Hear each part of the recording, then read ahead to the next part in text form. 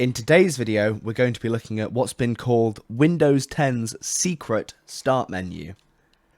In order to access this, we can either right-click the Windows logo in the bottom right, or press the Windows key and the X key. This brings up all sorts of useful features and options built into Windows 10, such as our shutdown options, but also more advanced things like PowerShell and our disk management.